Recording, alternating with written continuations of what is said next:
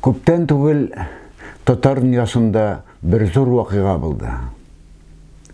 Ул да булса, ул үз җиремдә, үз телем дигән китапның чыгуы. Ул гади китап түгел, ул хикмәтле китап. Ул ягъни татарга ничек итеп үзенең гомерен озайтырга, ничек итеп яшәргә, ул әҗәл даруы кебек була торган китап. Ул 110 автор тарафыннан бер тында язылган. Ул шул кадәр гомердә татарда булмагандай китап ки, әгәр дә моңа кадәр татар китаплы татар дөньясы китаплар чыгарып, матур китаплар, йылтыр китаплар, матур тышлы, катырга тышлы китаплар белән мактанган булса, ул лайымы, ул чакта батыр китаплар чыгара алмыйдыр. Батыр китаплар аның бәлки татар чыгарган китаплардан 100%-нан 1% батыр китаплары булды микән. Мин милләтнең яшәү өчен үзен кызганмыйча юлга чыккан халык турында, күренеш турында әйтәм. Менә бу китап 110, әйткәнемчә 110 автор тарафыннан бер тында язылган китап. Ул чынлап та ничек яшәргә, ничек итеп шы хәлдән чыгарга дигән сорауга җавап бирә. Мин мәсәлән шул кадәр әсәрләндем ки, үз гомеремдә мин шушы яшемә итеп, мондый батыр китап, мондый сөекле китапны күргәнем юк иде.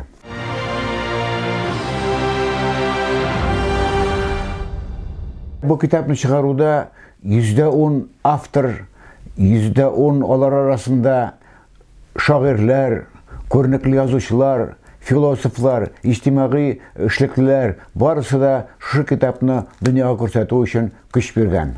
Мондый батыр китаплар ел сайын чыга алмыйдыр, көн сайын чыга алмыйдыр. Әмма аның соңгы вакытта шушы көннәрдә чыгуы да безнең өчен зур вакыйга. Ул йөрәкнең кансыраган өлеше.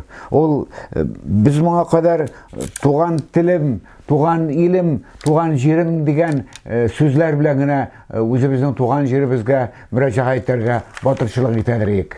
Моңа кадәр әле булай итеп татар милләтенең барлыгын раслаган һәм чынлап та аны дөнья күләм раслаган китапларыбыз юк дәрәҗәсендә иде. Бу үз җиремдә, үз телем дигән раслау белән ачыла һәм һәр кемгә шундый куәт һәм көч бирә. Бу беренче тапкыр туган җиребездә шулай итеп чыккан китап.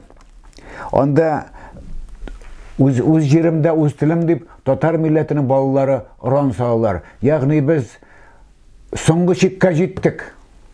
Без арымыннан түзеп тора алмыйбыз.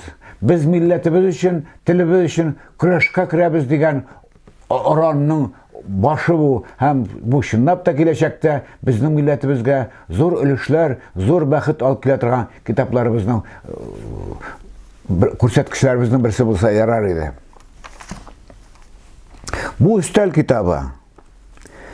Татар şu kitaptагы чагылган үзләштермичә, шушы китапта чагылган байлыкны татар халкының балалары үзләштермичә дөньяга чыга алмый. Алар милләтне ныгыта алмыйлар, алар милләтне үстерә алмыйлар. Ул 10 мең тираж белән чыккан. Әлбәттә, бу татар дөньясындагы 10 миллион татарга бу теге күз өстендәге бер тамчы гына кебек айым. Әмма ләкин 10 мең тираж, улайым 10 мең кеше кулына барып кирсә, улайым чынлап та зур көрәш өчен үзенә күрә бер шундый бер күренешкә әйләнәчәк. Һәм киләчәктә үз җиремдә, үз телем дигән китап безнең өстәл китабыбызна әйләнәчәк Алла бирсә. Ул чынлап та батыр китап. Ул кулны пешерә торган китап, йөрәкне пешерә торган китап. Татарга бүген иң кирәк булган азык, иң кирәк булган әҗәл даруы рәвешендә китап.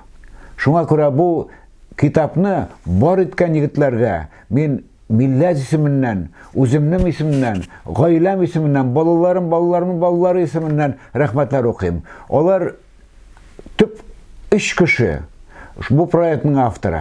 Ol ayımı şuşu Aksu Cemiyeti'nin yetekçisi Rüstem Sarvarov hem iskitkiş zor talantlı jurnalist Raşid Minhaj hem Moskva Tatarlan yetekçisi Rüstem Jamaliyev degan kardeşlerimiz. Biz onlarga bil bugüp rahmetler aytабыз. Şınnap da келечекте bu kitapны okup her kim ayakka basırga tiyiş, şiirlewden tuktarga tiyiş, ingrewden tuktarga tiyiş. Tatar milleti talap eterge haklı, çünkü ol ni kadar milyonlar kurban etip Россия için özünün janын berdi. Biz tugan tilimizni bulay tirbayımı saksızlıkka kaldırga tiyiş. Biz tugan tilimiz için onu saklaw, onu yaklaw için biz şınnap da milletimiz bilen birge suguşka kiremiz.